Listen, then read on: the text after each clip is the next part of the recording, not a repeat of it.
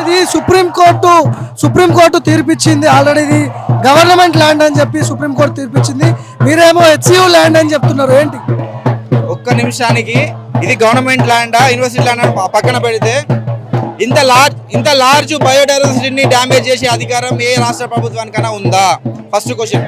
Second, ఇన్ని 50 సరే మా భూమి మీ భూమి కాకుండా ఆ 50-60 జేసీబీలు తెచ్చి పండుగ పూట, ఉగాది రోజు, రంజాన్ రోజు ఎందుకు చేస్తున్నావు? నీ భూమి అయినప్పుడు నువ్వు అఫీషియల్ డేట్స్కి వెళ్ళరా? నీకు ఏం భయం? నువ్వు రోజు 18 గంటలు పని చేస్తున్నావు అని చెప్తున్నావు కదా, 18 గంటలు ఎందుకు పని చేస్తున్నావు? ఎప్పుడు పని చేస్తావు తెలుసా? శనివారం, ఆదివారం కోర్టులు హాలిడేస్ ఉన్న రోజు, కోర్టులు ఉన్న రోజులే ఈయన రేవంత్ రెడ్డి పని చేస్తున్నాడు. అప్పుడు 18 మంది హైడ్రా అప్పుడే చేస్తున్నాడు. ఇవి బుల్డోజర్లు అప్పుడే వచ్చిండు. మీరు చూసినట్టయితే 50-60 బుల్డోజర్లు తెచ్చి 4 ఎకరాన్ని మొత్తం నీలమట్టం చేస్తున్నాడు. దీన్ని చూస్తే డ్రోన్ విజువల్స్ కొన్ని బయటకు వచ్చినాయి. ఏంటున్నాయి అట్లా మొత్తం జంగల్ ఉన్న దాన్ని మొత్తం నీలమట్టం చేసిండు. అయినా కానీ మా స్టూడెంట్స్ లోకం ఇప్పుడు ప్రశ్నిస్తున్నది రేవంత్ రెడ్డి సర్కార్. ఇదే స్టూడెంట్స్ తోనే నువ్వు పవర్లోకి వచ్చినావు. గుర్తుపెట్టుకోవాల్సిన విషయం ఏంటంటే మేము నిన్ను రోడ్ ఎక్కిస్తాం, నెక్స్ట్ ఇది గుర్తుపెట్టుకో, ఈ ఒక్కదాంతో అయిపోలేదు, ఎలక్షన్లో ఉంటాయి, మళ్ళీ రోడ్ ఎక్కకపోతే మేము మార్చుకుంటాం మా పేర్లను. పొలిటికల్ పార్టీలు ఇన్వాల్వ్ అయ్యి విద్యార్థులను రెచ్చగొట్టిస్తున్నారు, ఇదంతా వాళ్ళే చేపిస్తున్నారు అని చెప్పి మాట్లాడుతున్నారు, నిజమేనా? ఇప్పుడు కెమెరాను ఒకసారి తిప్పండి. ఏ ఒక్క పొలిటికల్ పార్టీ జెండా ఉందా? ఏ ఒక్క జెండా? మా ఆర్గనైజేషన్ జెండాలు ఉన్నాయా? రాజకీయ నాయకులు ఉన్నారా? గేట్ లోపల స్టూడెంట్స్ అందరు కలిసి లోపల 13-14 ఆర్గనైజేషన్లు ఉంటాయి. 13-14 ఆర్గనైజేషన్ స్టూడెంట్లు అందరు కలిసి వచ్చి ఒక తాటికి వచ్చి పనిచేస్తున్నారు. ఆర్గనైజేషన్ బయటికి వెళ్ళి మద్దతు తెలుపుతున్నాను. మద్దతు తెలిపినంత మాత్రమే అట్లా అంటే లాస్ట్ టైం నువ్వు కూడా మద్దతు తెలిపినావు కాంగ్రెస్ పీసీ అధ్యక్షుడు ఉన్నప్పుడు. అప్పుడేమైంది?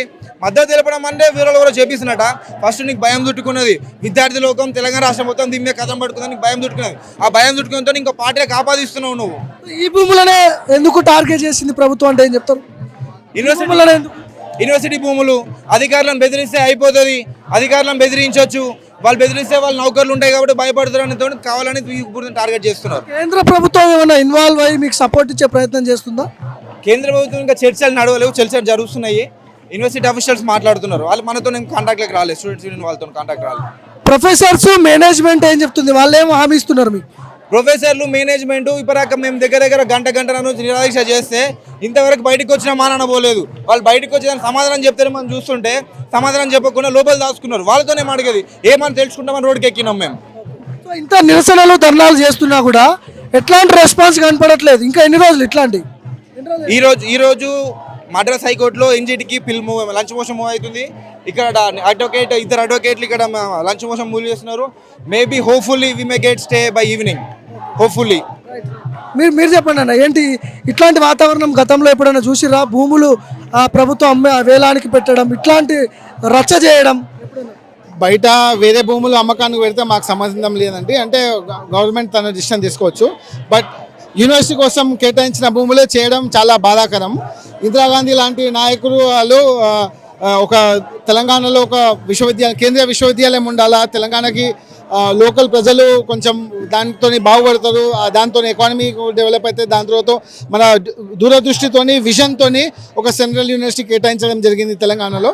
కానీ ఇప్పుడు చూస్తే అదే కాంగ్రెస్ నాయకత్వం రేవంత్ రెడ్డి గారు ఇందిరాగాంధీ ఆశయాలకు అగేన్స్ట్ వెళ్తున్నారన్నది క్లియర్గా అనిపిస్తుంది. ఎందుకంటే ఇందిరాగాంధీ గారు ఆదేశం మీదకి అప్పటి రాష్ట్ర ముఖ్యమంత్రి వర్యులు మనకి 2003 ఎకరాలు ఇచ్చారండి. ఇప్పుడు ప్రస్తుతం ఉన్న దాంట్లో ఉన్న కొంచెం వచ్చిన భూమిని ఇంతకుముందు ప్రభుత్వాలు కూడా తీసుకున్నాయి. ఏమేమి తీసుకున్నాయి, దేనికోసం తీసుకున్నాయి అంటే వేరే ఎడ్యుకేషనల్ పర్పస్ కోసం తీసుకున్నాయి. మన స్టేడియం కానీ, IIIT కానీ, NIAB కానీ, national institute of animal biotechnology కానీ ఇవన్నీ తీసుకున్నారు ఎడ్యుకేషనల్ ఇన్స్టిట్యూషన్స్. కాబట్టి మా యూనివర్సిటీ కూడా దానికి ఇవ్వడం జరిగింది. ఈసీ ఉంటుంది, ఈసీ కమిటీ ఉంటుంది. ఈసీ కమిటీలో రెజల్యూషన్ తీసుకొని దానికి అలా ఇవ్వడం జరిగింది. బట్ ఇప్పుడు ప్రభుత్వం ఏమైనా అప్పుడు వేరే ప్రభుత్వం ఆ రాష్ట్ర ప్రభుత్వం తీసుకోవడం ఏంటంటే వేరే IMG భద్రత ఇంకా దానికి ఇచ్చారు, దాన్ని వేరే పర్పస్ కోసం ఇచ్చారు, వాళ్ళకి తీసుకోలేదని ఇచ్చారు. బట్ స్టిల్ డిమాండ్ చేస్తున్నారు, ఇట్లనే కొనసాగితే ఏం చేస్తారు? డెఫినెట్గా మేము చాలా రాష్ట్రం న్యాయ వ్యవస్థని, దేశ న్యాయ వ్యవస్థని మేము డెఫినెట్గా బిలీవ్ చేస్తాము. క్యాంపస్లో 500 పోలీసులని మోహరించగానే పోలీసు రాజ్యం కాదు. డెఫినెట్గా ఇది తెలంగాణ ప్రభుత్వంలో, తెలంగాణ రాష్ట్రంలో డెమోక్రసీ ఉందని మేము విశ్వసిస్తున్నాము.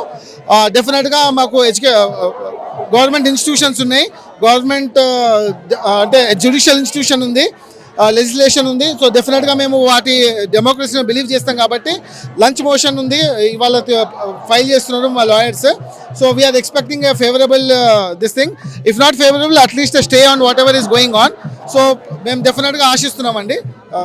Thank you. సో ఇది ఇక్కడ చూడొచ్చు, హెచ్సియుకి సంబంధించిన విద్యార్థులందరూ కూడా పెద్ద ఎత్తున నినాదాలు చేస్తున్నారు. వీళ్ళందరూ కూడా దేశంలో ఉన్నటువంటి కీలకంగా ఉన్నటువంటి హెచ్సియు సెంట్రల్ యూనివర్సిటీకి సంబంధించిన విద్యార్థులు, విద్యార్థి సంఘాల నాయకులు వీళ్ళందరూ కూడా కూర్చొని రేవంత్ రెడ్డి సర్కార్ని టార్గెట్ చేస్తూ మాట్లాడుతున్నారు. 400 ఎకరాలు యూనివర్సిటీ నుంచే ఎందుకు కేటాయించాలి? గత ప్రభుత్వం చాలా భూములు కొన్ని కంపెనీల కోసం, ఫార్మా కంపెనీల కోసం సేకరించింది. వాటిని తీసుకుంటే బెటరు. హెచ్సియులోకి ఎంటర్ అయితే ఎంత పెద్దవారైనప్పటికీ కూడా మేము ఉపేక్షించేది లేదు. ఖచ్చితంగా సుప్రీంకోర్టు మీద నమ్మకం ఉంది. న్యాయ వ్యవస్థని మేము నమ్ముతాం. లంచ్ పిటిషన్లు వేస్తాం. ఖచ్చితంగా మా హెచ్సియులో కాంగ్రెస్ పార్టీ చేస్తున్నటువంటి దమనకాండను ఖచ్చితంగా మేము అడ్డుకుంటామని కూడా విద్యార్థి సంఘాలు చూడవచ్చు. ప్రతి ఒక్కళ్ళు ఇక్కడ కూర్చొని నిరసన వ్యక్తం చేస్తున్న సిచ్యువేషన్స్ మనకు కనిపిస్తాయి.